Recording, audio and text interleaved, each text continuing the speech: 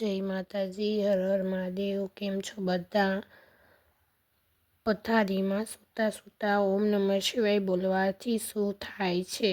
સૂતા સમયે ઓમ નમઃ શિવાય જાપ કરવાથી જીવનમાં કયા કયા બદલાવ આવે છે? આ મંત્ર એટલો સરળ અને શક્તિશાળી છે કે તેને ક્યાંય પણ કરી શકાય છે। શું તમે જાણો છો કે જો કોઈ વ્યક્તિ બેડ ઉપર સૂતા આ મંત્રનો જાપ કરે તો તેના જીવનમાં કેવા પરિવર્તન આવે છે? મિત્રો, આજે અમે તમને એક પ્રેરણાદાયક કથા સંભળાવવા જઈ રહ્યા છીએ જેમાં ભગવાન શિવે માતા પાર્વતીને આ રહસ્ય જણાવ્યું હતું કે સૂતા સમયે ઓમ નમઃ શિવાયનો જાપ કરવાથી જીવનમાં કેવા કેવા બદલાવો આવે છે।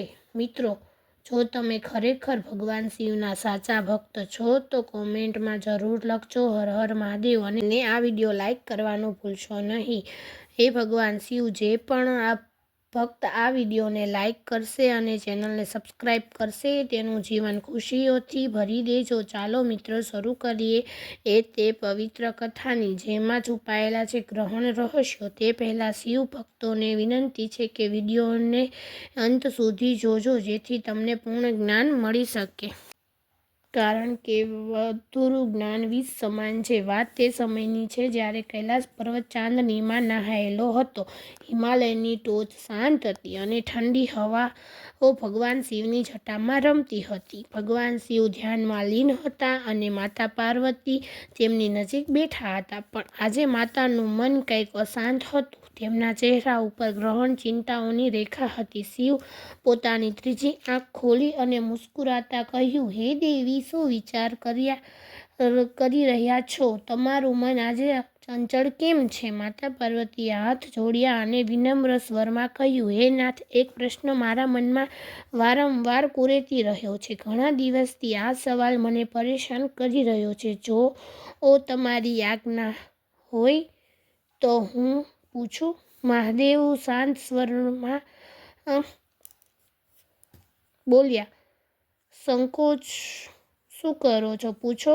પાર્વતી, તમારો દરેક સવાલ મારા માટે મહત્વનો છે। પાર્વતી બોલ્યા, નાથ, આ તો બધા જાણે છે જે મનુષ્ય વિધિવત પૂજા કરીને જગત અવશ્ય શુદ્ધ મનથી ઓમ નમઃ શિવાયનો જાપ કરે તેને તમારો આશીર્વાદ મળે છે। પણ જો કોઈ થાકેલું વ્યક્તિ રાત્રે બેડ પર સૂતા વિના કોઈ વિધિ વિના સ્નાન કર્યા ફક્ત મનમાં જ આ મંત્રનો જાપ જપે તો શું તેની ભક્તિ તમારા સુધી પહોંચે છે? શિવ મુસ્કુરાયા, દેવી, તમે ખૂબ જ સુંદર પ્રશ્ન પૂછ્યો છે। તેનો જવાબ હું તમને એક કથા દ્વારા આપીશ, તો ધ્યાનથી સાંભળજો।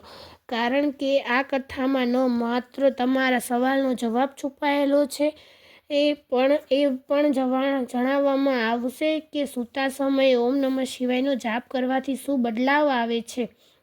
ઘણા વર્ષ પહેલા હિમાલયની તળેટીમાં નીલકુંડ નામનું એક ગામ હતું। આ ગામમાં એક ગરીબ બ્રાહ્મણ રહેતો હતો જેનું નામ હતું રઘુ। રઘુની ઉંમર ઘણી થઈ ગઈ હતી। શરીર દુર્બળ હતું, ના કોઈ પરિવાર હતો, ના સહારો। ગરીબી અને બીમારીએ તેને સંપૂર્ણ તોડી નાખ્યો હતો। તેની પાસે ના સારું ભોજન હતું, ના સુંદર નિવાસ।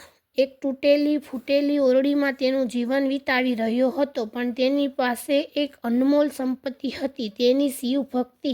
રઘુને બાળપણથી જ ભગવાન શિવ પર અતૂટ વિશ્વાસ હતો। તેની માતાએ તેને શિવની કથાઓ સંભળાવી હતી। તેણે તેને શીખવ્યું હતું કે જ્યારે જીવનમાં સંકટ આવે તો ફક્ત ઓમ નમઃ શિવાયનો જાપ કરવો। રઘુએ આ મંત્રને પોતાનો જીવનનો આધાર બનાવી લીધો હતો। હવે જ્યારે વૃદ્ધ થઈ ગયો હતો અને મંદિર જવા સુધી પણ શક્તિ નહોતી રહી, ત્યારે પણ તે દરરોજ રાત્રે પોતાના તૂટેલા બેડ પર સૂતો, આંખો બંધ કરતો અને મનમાં જ ઓમ નમઃ શિવાયનો જાપ શરૂ કરી દેતો। તે ના સ્નાન કરતો કે ના કોઈ પૂજાની વિધિ અપનાવતો। ફક્ત પોતાના થાકેલા મન અને કમજોર શરીરથી શિવને સ્મરણ કરતો। ગામવાળા તેનો મજાક ઉડાડતા, રઘુ, આ કેવી ભક્તિ છે? લેટે મંત્ર જપે છે, ના મંદિર જાય છે, ના પૂજા કરે છે. શું ભગવાન આવી ભક્તિથી પ્રસન્ન થશે? રઘુ શાંત સ્વરમાં કહેતો, હું વૃદ્ધ થઈ ગયો છું. મારી પાસે ના શક્તિ છે ના સમય, પણ મારું મન શિવના ચરણોમાં સમર્પિત છે. શાયદ મારી આ જ ભક્તિ મારા પ્રભુ સુધી પહોંચી જાય. સમય વીતતો ગયો. રઘુની ભક્તિ દિવસે ને દિવસે ગહેરી થતી ગઈ. જીવનમાં કોઈ બદલાવ નહોતો. ગરીબી અને એકલતા અને કમજોરી, પણ તેના અંતરમાં દિવ્ય શાંતિ જન્મી ચૂકી હતી. જ્યારે તે રાત્રે ઓમ નમઃ શિવાયનો જાપ કરતો હતો, તેને લાગતું કે કોઈ તેની પુકાર સાંભળી રહ્યું છે. પછી આવી પૂર્ણિમાની રાત. ચાંદની રઘુની કુટિયામાં ઝાંખી રહી હતી. રઘુએ હંમેશાની જેમ જાપ શરૂ કર્યો. મંત્રની લયમાં ડૂબેલો એ વ્યક્તિ અચાનક એક સુગંધથી ચોંકી ગયો. ચંદન અને પુષ્પોની મહેક આવી. તેને આંખો ખોલી. સામે સ્વયં ભગવાન શિવ ઊભા હતા.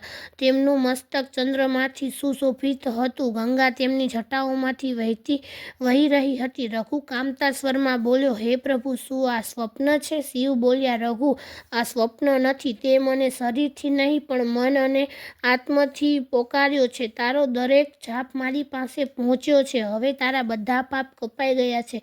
તને મોક્ષની પ્રાપ્તિ થશે. શિવે ત્રિશૂળ ઉઠાવ્યું. આકાશમાં ગર્જના થઈ અને તે જ ક્ષણે રઘુની આત્મા પરમ જ્યોતિમાં વિલીન થઈ ગઈ. માતા પાર્વતીની આંખો નમ હતી. તેમણે કહ્યું કે હે નાથ, હવે હું સમજી ગઈ. સાચી ભક્તિ કોઈ વિધિ પર આધારિત નથી, પણ મનની શુદ્ધતા પર આધારિત હોય છે. શિવ બોલ્યા, દેવી, સૂતા સમયે ઓમ નમઃ શિવાયના જાપના અનેક લાભ છે. મનની શાંતિ અને તણાવ મુક્તિ, દિવસભરની ચિંતા અને તણાવ આ જાપથી મીટી જાય છે. ઊંઘ ગહેરી અને સુખદ આવે છે. નકારાત્મક ઉર્જાથી સુરક્ષા. રાત્રે નકારાત્મક શક્તિ સક્રિય થાય છે. આ મંત્ર સુરક્ષા કવચની જેમ કામ કરે છે. આધ્યાત્મિક ઉન્નતિ. આ મંત્ર આત્માને શિવની નજીક લઈ જાય છે અને જીવનનો ઉદ્દેશ્ય સ્પષ્ટ કરે છે. પાપોનો નાશ. જેમ રઘુના પાપ કપાયા, તેમ આ મંત્ર તમારા પાપોને હરે છે. આરોગ્ય લાભ. તણાવ ઘટે છે, બ્લડ પ્રેશર નિયંત્રિત થાય છે અને ગહેરી ઊંઘથી શરીર ઉર્જાવાન રહે છે. સ્વપ્નમાં દિવ્ય અનુભવ. શિવના દર્શન કે આધ્યાત્મિક સંકેત મળી શકે છે. ભાગ્યનો ઉદય. અટકેલા કાર્ય પૂર્ણ થાય છે. ભાગ્ય સાથ આપે છે. શિવ બોલ્યા, આ મંત્ર દરેક વ્યક્તિને લાભ આપે છે, જે તેને સાચા મનથી જપે છે. તે ભલે તે કોઈ અવસ્થામાં હોય. પાર્વતીએ શિર નમાવ્યું અને બોલ્યા, નાથ, હવે હું જાણી ગઈ, ભક્તિમાં કોઈ બંધન નથી હોતું. આ હતી રઘુની કથા અને ઓમ નમઃ શિવાય મંત્રની મહિમા. જો તમારી પાસે સમય નથી, સાધન નથી કે શક્તિ નથી, તો પણ ચિંતા ના કરશો. દરરોજ રાત્રે સૂતા પહેલા આ મંત્રનો જાપ કરો. 5 વખત, 10 વખત, 17 વખત કે જ્યાં સુધી નીંદર ના આવે ત્યાં સુધી આ મંત્ર તમારું જીવન બદલી શકે છે. બસ આટલું જ. હર હર મહાદેવ. ઓમ નમઃ શિવાય.